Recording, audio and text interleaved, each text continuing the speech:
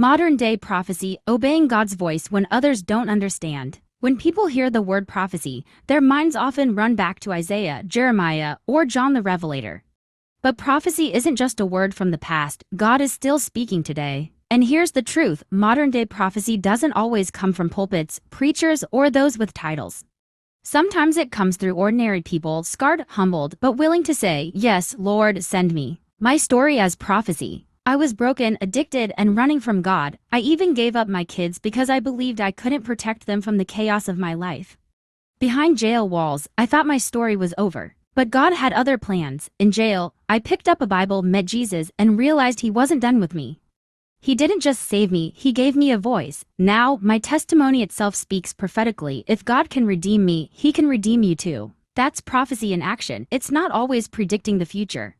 Sometimes prophecy is God taking your past and using it to break chains in someone else's life. When God says go. For a season, my husband and I were part of a church entangled in politics. It was more about control than kingdom. God stirred in us, it's time to move. It's time to go where the broken are. Not everyone understood. Some said, God would never tell you to leave a church, others mocked. But prophecy doesn't bow to opinions. When God speaks, obedience is the only response. Prophecy goes to the broken. Jesus said, "I have not come to call the righteous, but sinners to repentance." Luke 5:32. He went to tax collectors, outcasts, and the forgotten. Modern prophecy does the same. God sends us to the prisons, the recovery centers, the street corners, or even the lakeside, anywhere people need to hear that He still loves them and has not abandoned them. Yes, people will resist. They'll call you rebellious. They'll remind you of your past. But prophecy doesn't require a title, only obedience.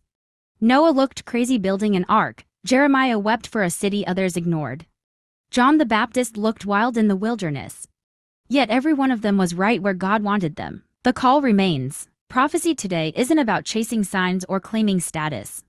It's about being a vessel, speaking life where there's death, bringing hope where there's despair, proclaiming freedom where there are chains. God still asks, "Whom shall I send? And who will go for us?" Isaiah 6-8.